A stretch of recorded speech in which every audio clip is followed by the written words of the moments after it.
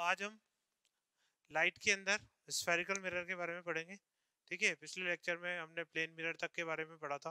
Plane mirror क्या होता है, उसमें इमेज कैसे फॉर्म होती है, उसके न्यूमेरिकल्स भी किए थे हमने।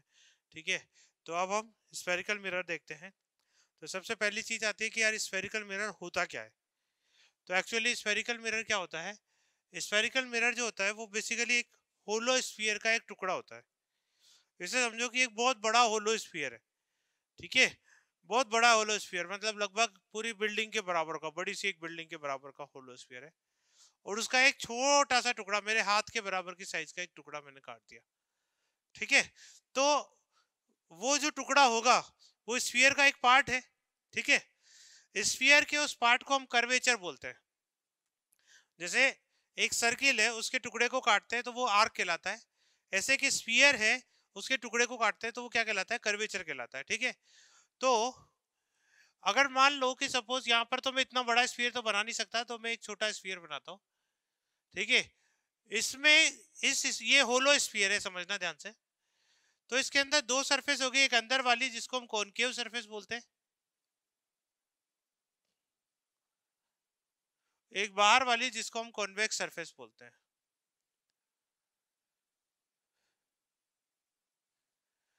तो जब आप इसके इस छोटे से टुकड़े को कट करोगे तो आपके पास दो ऑप्शन अवेलेबल होंगे।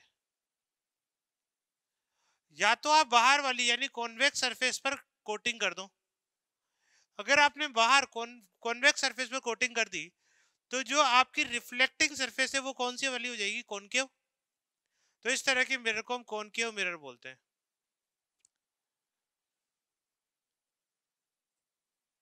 इसी तरह से अगर मैं कॉनकेव सरफेस पर कोटिंग कर दूं तो रिफ्लेक्शन कौन सी सरफेस से होएगा, कॉन्वेक्स। तो इस मिरर को हम कॉन्वेक्स मिरर बोलते हैं।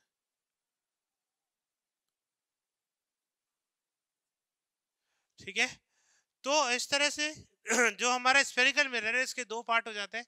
एक होता है कॉनकेव मिरर और दूसरा क्या होता है, कॉन्वेक्स मिरर। ठीक है, तो these are the types of mirror.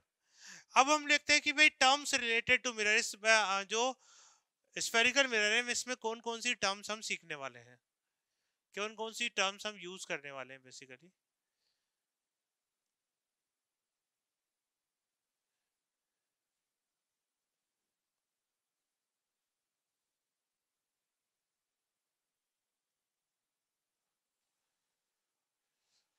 Spherical mirror से रिलेटेड टर्म्स क्या क्या होती है, तो इसके लिए देखो पहली बात तो ये है कि जैसे कॉनकेव और कॉन्वेक्स मिरर अपन दोनों साथ साथ लेंगे।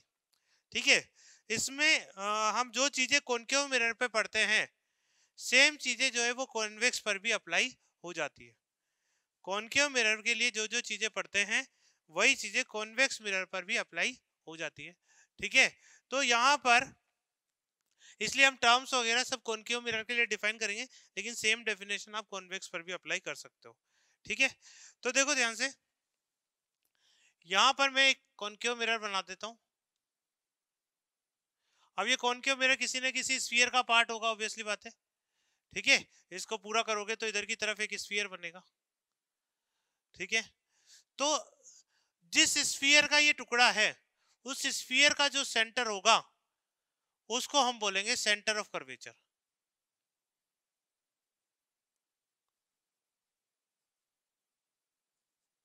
जिसको सी से डिनोट करते हैं जनरली। ठीक है, तो ये कहलाएगा सेंटर ऑफ कर्वेचर, यानी centre of the mirror, centre of the sphere of which the mirror is a part, centre of the sphere of which the mirror is a part. Mirror जिस sphere का part था, ठीक है, वो कहलाएगा centre of curvature. ठीक है, अब दूसरी बात आती है फिर रेडियस ऑफ कर्वेचर।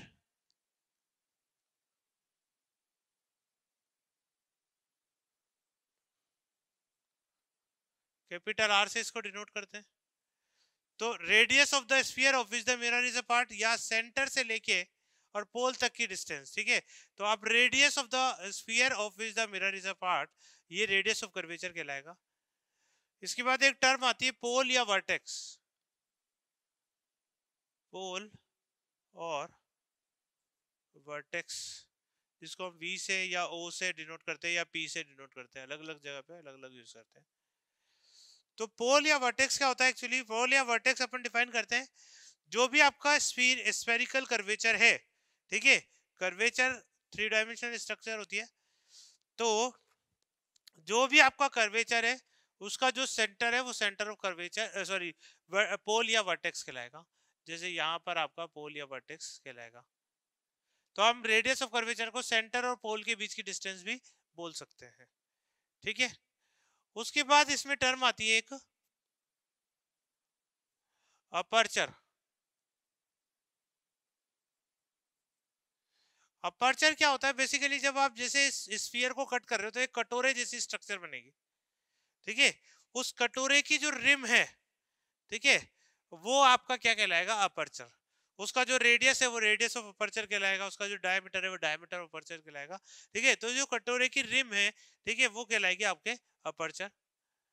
उसके बाद इसकी सबसे इंपॉर्टेंट टर्म आती है, दैट इज फोकस। इसको ध्यान रखना, कैपिटल एफ से बताते हैं। फोकस क्या होता है? बेसिकली किसी भी स्फेरिकल मिरर पर जो इनफाइनाइट से आने वाली रेज है, यानी जो पैरेलल रेज है आपस में, एक्चुअली वो पैराक्सियल भी होनी चाहिए। पैराक्सियल का मतलब कि वो ऑप्टिक एक्सिस के बिल्कुल पास पास वाली होनी चाहिए, यानी वो नॉर्मल के साथ बहुत छोटा एंगल बनानी चाहिए, ठीक है। इसीलिए जब आगे की क्लासेस में हम डेरिवेशन करते हैं तो साइन थीटा को थीटा ले लेते हैं, कोस थीटा को 1 ले लेते हैं, टेन थीटा को थीटा ले लेते हैं। ये sine theta equal to theta या tan theta equal to theta केवल कब होता है? जब थीटा बहुत स्मॉल हो, यानी लगभग 10 डिग्री से कम हो, ठीक है। तो उस केस में हम साइन थीटा को टेन थीटा के बराबर या थीटा के बराबर लिख सकते हैं, कोस थीटा को सेक थीटा को 1 के बराबर लिख सकते हैं, ठीक है। तो ये डेरिवेशन में अपने काम आता है, ठीक है। तो हर जगह पे हम थीटा को बहुत स्मॉल ले लेंगे, ठीक है। और ये जो अप्रोक्सीमेशन हमने लिया है इसको हम बोलते हैं पैराक्सियल अप्रोक्सीमेशन, ठीक है। तो पैराक्सियल अप्रोक्सीमेशन का मतलब है रेज जो है वो बहुत पास होनी चाहिए ऑप्टिक एक्सिस के, ठीक है। तो ऐसी रेज जो आपस में पैरेलल भी हो और ऑप्टिक एक्सिस के पास पास भी हो, बहुत ज्यादा दूर नहीं होनी चाहिए। इसलिए आप जो मिरर लेते हो ना वो बहुत छोटी साइज का लेते हो एक्चुअली, ठीक है, बहुत बड़ा नहीं लेते। तो ऐसी रेज जो पैरेलल एंड पैरेक्सियल हो वो आफ्टर रिफ्लेक्शन ऑप्टिक एक्सिस पर एक पॉइंट पर मिलेगी। इस पॉइंट को हम बोलते हैं फोकस। अगर कॉनकेव मिरर है तो एक्चुअली मीट करेंगे, अगर कॉन्वेक्स मिरर है जैसे ये, इस पे पैरेलल रे डालोगे आप तो क्या होगा? ये फैल जाएगी इधर से, तो इसका अपीयर टू मीट करेगी, ऐसे ऐसे चली जाएगी और पीछे की तरफ एक्सटेंड करने पर जाके मिलेगी, ठीक है, इस पॉइंट पर। तो ये फोकस हो जाएगा, ठीक है। तो कॉनकेव और कॉन्वेक्स मिरर में फोकस आपको समझ में आ गया। नेक्स्ट टर्म आती है फोकल लेंथ।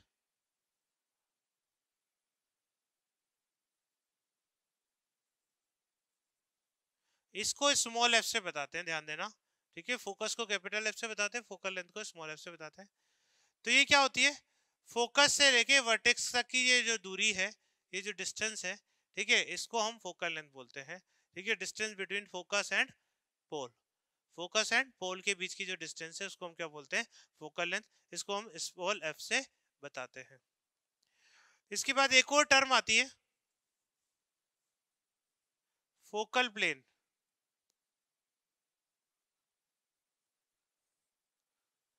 फोकल प्लेन क्या होता है? वैसे ये टर्म ज्यादा काम नहीं आती है अपने, पर फोकल प्लेन क्या होता है? एक प्लेन, प्लेन तो समझते होंगे, दो एक्सिस से मिलके एक प्लेन बनता है। तो एक प्लेन जो फोकस से पास हो रहा हो और परपेंडिकुलर टू ऑप्टिक एक्सिस हो, ऐसे, ठीक है। जो प्लेन जो फोकस से पास हो रहा है और परपेंडिकुलर टू ऑप्टिक एक्सिस हो, उस वाले प्लेन को हम क्या बोलते हैं? फोकल प्लेन बोलते हैं। यानी जो ये आपका बोर्ड है इससे परपेंडिकुलर एक प्लेन बना दो जो इस एक्सिस से होके पास हो रहा है। फोकल प्लेन क्यों पढ़ते हैं एक्चुअली? क्योंकि ऐसी रेज जो पैरेक्सियल भी है, आपस में पैरेलल भी है, लेकिन ऑप्टिक एक्सिस के पैरेलल नहीं है, ऐसे इस तरह से जो आ रही होंगी ना, वो एक्चुअली फोकल प्लेन पर, ये फोकल प्लेन है, एफ से पास हो रहा है, ठीक है, वो यहाँ कहीं पर जाके मिलेगी। तो वो एग्जैक्टली फोकस पर नहीं मिलेगी, वो यहाँ कहीं पर मिलेगी। तो उसकी भी डिस्टेंस जो पोल से है वो फोकल लेंथ के बराबर ही होगी, ठीक है। तो फोकल प्लेन पर मिले या फोकस पर मिले, फोकल प्लेन पर मिले या फोकस पर मिले, जो डिस्टेंस है वो फोकल लेंथ के बराबर ही होगी, इसलिए हमें कोई दिक्कत नहीं है। हम तो ये कहेंगे कि यार जब भी ऑब्जेक्ट डिस्टेंस यानी ऑब्जेक्ट इनफाइनाइट पे रखा हुआ, क्योंकि पैरेलल रेस तब आती है जब ऑब्जेक्ट बहुत दूर रखा हो, ठीक है। तो जब भी ऑब्जेक्ट बहुत दूर रखा हो तो उसकी इमेज डिस्टेंस स्मॉल एफ के बराबर होगी, यानी फोकल लेंथ के बराबर होगी। क्लियर है? ठीक है। तो ये डिफरेंट टर्म्स हैं जो हम इस चैप्टर में यूज करने वाले हैं।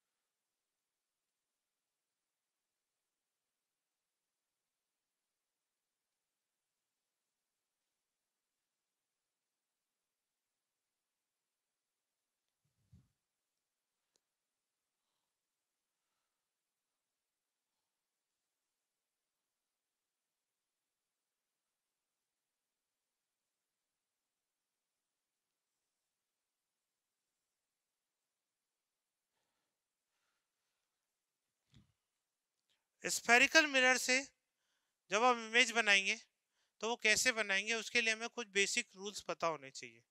एक्चुअली स्फेरिकल मिरर से जब इमेज बनाते हैं तो उसके अंदर एक तो होता है न्यूमेरिकल मेथड, जो ज्यादातर 99% केस में वैसे वही यूज करते हैं अपन, ठीक है। क्योंकि एग्जाम में कोई क्वेश्चन आएगा तो आप ऐसा तो नहीं स्केल डी इन सबको लेके बैठे रहोगे और उससे एंगल बनाओगे, एंगल आई फिर एंगल आर के बराबर बनाओगे, ठीक है। तो यूजुअली तो न्यूमेरिकल मेथड जो अपन आगे पढ़ने वाले हैं, ठीक है, फॉर्मूला बेस्ड जो है कैलकुलेशन ही हमारे काम आती है। लेकिन फिर भी कभी कभी हमें डायग्राम के थ्रू भी कुछ एंगल्स बताने पड़ते हैं, डायग्राम्स के थ्रू भी हमें कुछ क्वेश्चंस आते हैं। तो उसके लिए हमें पता होना चाहिए कुछ रूल्स स्फेरिकल मिरर के फॉर्मेशन के लिए कौन कौन से रूल्स होते हैं। मतलब एक तो जो लॉ ऑफ रिफ्लेक्शन है वो तो आपने पढ़ी लिया, angle I equal to angle R होता है। Incident ray, reflected ray, normal at the point of incidence, ये सेम प्लेन में होते हैं, ये सब तो हम पढ़ ही चुके हैं, ठीक है ना। उन्हीं का यूज करेंगे। लेकिन फिर भी बेसिकली हम बार बार जो है वो एंगल आई और एंगल आर मेजर तो करने नहीं बैठेंगे कि भाई आप एक डी लोगे, ठीक है, और फिर डी में एंगल आई बनाओगे, फिर उसके बाद उसकी के बराबर एंगल आर बनाओगे, फिर उसके बाद दूसरी लाइन खींचोगे। ऐसा अपन बार बार तो करने वाले नहीं है, ठीक है। तो उसके लिए तीन बेसिक रेज की प्रॉपर्टी हमें पता है। तीन रेज जो है उनकी प्रॉपर्टी पता है कि ये जो तीन रेज हैं वो रिफ्लेक्शन के बाद कहां से गुजरेंगी, ठीक है। जो स्फेरिकल मिरर से रिफ्लेक्शन है उसके बाद कहां से गुजरेगी, तो वो तीन रेज कौन सी है। तो इसमें जैसे पहली रे आती है the rays which are parallel to optic axis, इसको ऑप्टिक एक्सिस बोलते हैं, प्रिंसिपल एक्सिस, ठीक है। प्रिंसिपल एक्सिस का मतलब आप समझ ही होंगे, जो सेंटर ऑफ कर्वेचर और पोल से पास होने वाली एक्सिस है, ठीक है। तो ऑप्टिक एक्सिस के पैरेलल, ऑप्टिक एक्सिस के पैरेलल जो रे आएगी वो आफ्टर रिफ्लेक्शन कहां से पास होगी, फोकस से। ये हमने पढ़ लिया है फोकस की डेफिनेशन में। तो एक रे तो हम यही लेंगे ताकि हमें एंगल कैलकुलेट करने की जरूरत ना हो। सीधी जो भी रे पैरेलल बनाएंगे ऑप्टिक एक्सिस के और उसे फोकस से सीधा पास कर देंगे। फोकस कहाँ होगा, तो सेंटर ऑफ कर्वेचर हमें दिया होगा भाई, रेडियस पता ही होगी, तो हम रेडियस के बराबर पे एक पॉइंट मार्क कर देंगे, उसका आधा कर देंगे क्योंकि F equal to R by two होता है। फोकल लेंथ जो है वो रेडियस ऑफ कर्वेचर से आधी होती है, ठीक है। तो focal length radius of curvature से आधी होती है, तो हम जो सेंटर है उससे बिल्कुल सेंट्रल पॉइंट यानी बिल्कुल आधी डिस्टेंस पर एक पॉइंट मार्क कर देंगे, उसको हम फोकस बोलेंगे। अब जो ray parallel to optic axis है वो आफ्टर रिफ्लेक्शन कहां से पास हो जाएगी, फोकस से, ठीक है। तो इसमें हमें कोई एंगल मेजर करने की जरूरत नहीं है। दूसरी, अच्छा इसको मैं चाहो तो कॉन्वेक्स में भी समझा देते हैं अपन, साथ साथ ही ले लेते हैं। इसमें पैरेलल रे डालूं, अब इसका फोकस किस साइड होगा, कोटेड साइड में, ठीक है। इसका फोकस जो है वो इस साइड में कहीं होगा, तो इधर तो आ नहीं सकती, मिरर को तोड़ के तो आएगी नहीं वो रे, ठीक है। तो ये अपीयर टू मीट होगी इधर, यानी ऐसे चली जाएगी, रिफ्लेक्ट होकर। तो इसमें एक्चुअली फोकस की तरफ जाएगी, इसमें फोकस से जाती हुई नजर आएगी, ठीक है। तो ये आपके रे डायग्राम हो गया, जब भी ray parallel to optic axis होगी तब। दूसरा केस ले लेते हैं,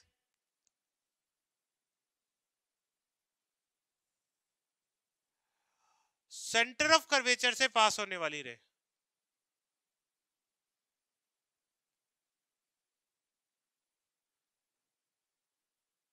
ये सपोज सेंटर ऑफ कर्वेचर है, सेंटर ऑफ कर्वेचर की तरफ जो रे आएगी वो ध्यान से सोचो, तो इस जगह पर नॉर्मल इंसिडेंस का केस करेगी। कैसे भाई, आपने मैथ्स में एक थ्योरम पढ़ी होगी कि है ना, जो भी सर्किल होता है ना, उस सर्किल के किसी भी पॉइंट को अगर मैं सेंटर से मिलाऊं तो जो रेडियस बनेगी वो हमेशा टेंजेंट से 90 डिग्री बनाती है। टेंजेंट का मतलब उस पॉइंट को टच करने वाली एक लाइन, ठीक है। जैसे मान लो ये आपका सर्किल है, ये आपका सेंटर है, ठीक है। तो अगर मैं यहां से एक परपेंडिकुलर डालूं, यानी यहां पर अपन एक रेडियस बनाए और यहाँ एक टेंजेंट बनाए,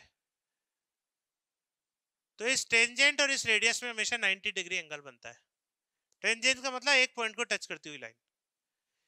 तो जो ये टेंजेंट होता है और ये जो रेडियस होता है, इसके बीच में 90 डिग्री एंगल बनता है।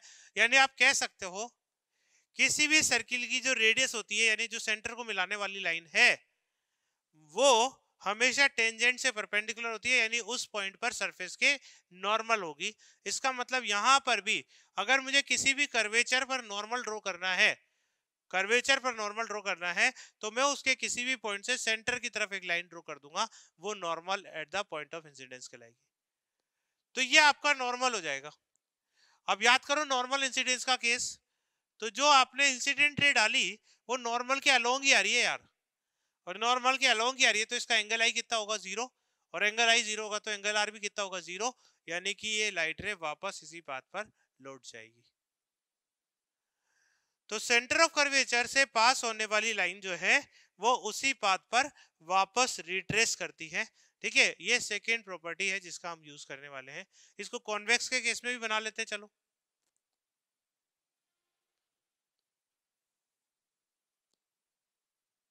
सपोज इसका सेंटर ऑफ कर्वेचर यहाँ है,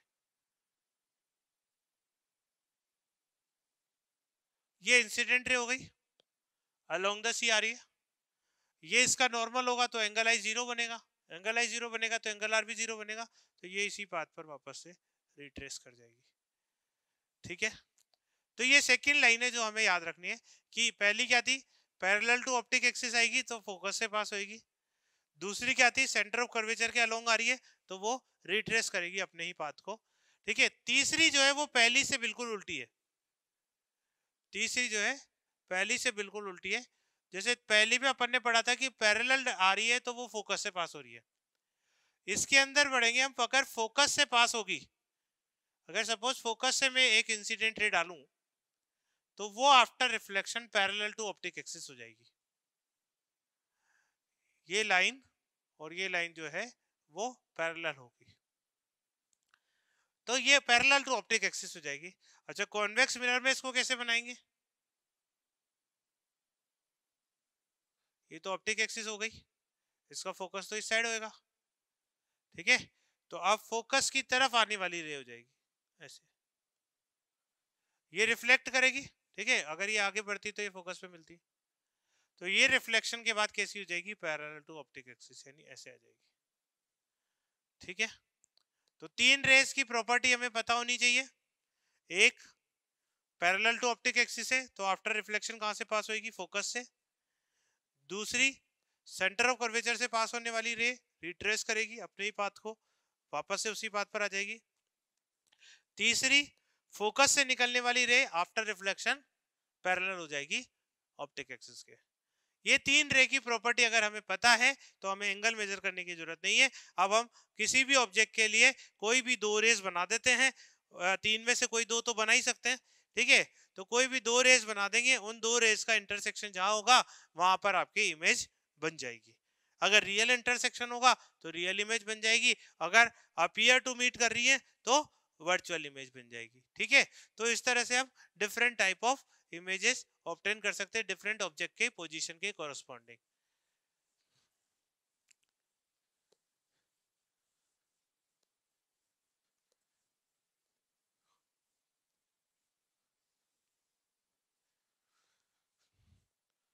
तो अलग अलग पोजीशन, जैसे मैं एक एग्जांपल ले लेता हूं कि सपोज करो जैसे अपने पास ये एक मिरर है, अपन पढ़ेंगे हर चीज वैसे कॉनकेव के लिए, लेकिन ये सब चीजें कॉन्वेक्स पर भी इक्वली वैलिड होंगी।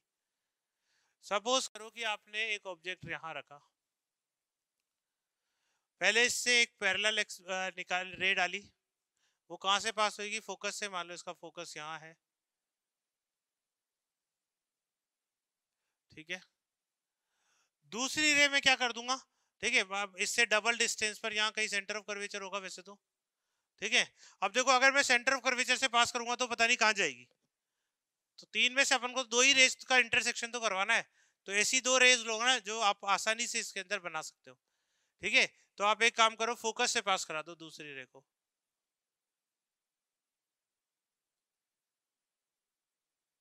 वो आफ्टर रिफ्लेक्शन पैरेलल हो जाएगी। हो गया काम भाई, इस रे और इस रे का इंटरसेक्शन हो गया ना। आपको तो दो रिफ्लेक्टेड रे का इंटरसेक्शन चाहिए था बस, ठीक है। तो अगर मान लो ये ए बी है, आपने बी पॉइंट से का इंटरसेक्शन करा दिया तो वो बी डैश हो जाएगा। ये इमेज मिल गई। एक ही इमेज इसी की सीध में सीधी सीधी सीधी बना दो, ये आपकी ए डैश हो जाएगी। तो ये आपका ए डैश बी डैश इमेज बन जाएगी। क्लियर? ठीक है। तो इस तरह से हम डिफरेंट पोजीशन के लिए डिफरेंट इमेजेस बना सकते हैं, ठीक है। अब इसमें बेसिक चीजें समझने की है, जैसे जो इमेज की नेचर के बारे में पढ़ा था अपन ने। तो इमेज की नेचर एक तो आपने पढ़ी ली थी कि रियल या वर्चुअल कब होती है, जब एक्चुअल इंटरसेक्शन होता है तो रियल इमेज मिलती है, और जब अपेरेंट इंटरसेक्शन होता है तो वर्चुअल इमेज मिलती है। ये यहाँ तक तो अपन ने सीख ही लिया था, है ना, ठीक है। अब इसमें और भी दो बेसिक नेचर के बारे में अपन पढ़ रहे हैं, ठीक है। एक नेचर ऑफ इमेज की बात कर रहे थे अपन। नेचर ऑफ इमेज में एक तो थी या तो रियल होगी या वर्चुअल होगी, ठीक है। अगर रिफ्लेक्टेड रे एक्चुअल में मीट कर रही है तो रियल हो जाएगी, और अगर एक्चुअल में मीट नहीं कर रही है, आपको अपेरेंट जैसे प्लेन मिरर में किया था अपन ने, पीछे की तरफ एक्सटेंड करना पड़ रहा है, तो वर्चुअल इमेज हो जाएगी। दूसरी नेचर होती है आपके इरेक्ट या इन्वर्टेड। इरेक्ट का मतलब है सीधी, इन्वर्टेड मतलब उल्टी। मतलब अगर सपोज करो कि आपकी ऑप्टिक एक्सिस है और ऑब्जेक्ट ऊपर बन रहा है और इमेज नीचे बन रही है, जैसा कि इस केस के अंदर हो रहा है, ऑब्जेक्ट ऊपर है, इमेज कहाँ है? नीचे ऑप्टिक एक्सिस के। तो इस तरह की इमेज को बोलते हैं inverted image. Usually real images जितनी भी होती है वो इन्वर्टेड बनती है, ठीक है। ऐसा कोई रूल नहीं है, लेकिन यूजुअली जितने भी अपन ने केसेस बनाते हैं तो ये इन्वर्टेड बनती है। और अगर मान लो ऑब्जेक्ट भी ऊपर है और इमेज भी ऊपर है, ठीक है, जैसे प्लेन मिरर में अपन ने पढ़ा था, ठीक है, ये प्लेन मिरर बनाया था, इसमें अगर मैंने एक्सटेंडेड ऑब्जेक्ट ए बी बनाया था, तो इसकी इमेज जो है वो इधर बनी थी ए डैश बी डैश, ठीक है। तो ये भी ऑप्टिक एक्सिस से ऊपर है, ये भी ऑप्टिक एक्सिस से ऊपर है, तो ऐसी इमेज को अपन बोलेंगे कौन सी? इरेक्ट इमेज, सीधी। ऑब्जेक्ट ऊपर, इमेज ऊपर, तो सीधी इरेक्ट इमेज। ऑब्जेक्ट नीचे, इमेज भी नीचे, तब भी इरेक्ट इमेज। पर एक ऊपर एक नीचे होगा तो इन्वर्टेड इमेज बन जाएगी, ठीक है। तो ये अपने सेकंड नेचर की बात हो गई। तीसरी नेचर होती है मैग्निफाइड डिमिनिश्ड और सेम साइज। यानी अगर मान लो इमेज ऑब्जेक्ट से बड़ी बन रही है, इमेज की जो हाइट है, जो लंबाई है, वो ऑब्जेक्ट से बड़ी आ रही है, तो वो कहलाएगी मैग्नीफाइड। और जैसा कि इस केस में देखो, इमेज की हाइट इतनी है, ऑब्जेक्ट की इतनी है, इमेज की इतनी है, ऑब्जेक्ट की इतनी है, ठीक है। तो इमेज की हाइट अगर ऑब्जेक्ट से छोटी है तो वो डिमिनिश कहलाएगी, और अगर दोनों बिल्कुल बराबर ही आ रही है तो वो सेम साइज कहलाएगी, ठीक है। तो ये डिफरेंट नेचर ऑफ इमेजेस होती है, ठीक है। ये डिफरेंट नेचर ऑफ इमेज हमें मिलती है ऑब्जेक्ट की डिफरेंट पोजीशन के कोरस्पॉन्डिंग। ऑब्जेक्ट कहीं और रखा होगा तो डिफरेंट नेचर मिल सकती है, और चेंज करोगे तो फिर डिफरेंट नेचर मिलेगी। तो इस तरह से अलग अलग पोजीशन पे आपको डिफरेंट नेचर ऑफ इमेज मिलेगी। तो इस तरह से हर पोजीशन के लिए अपन इमेज को बना सकते हैं, ठीक है। Thank you.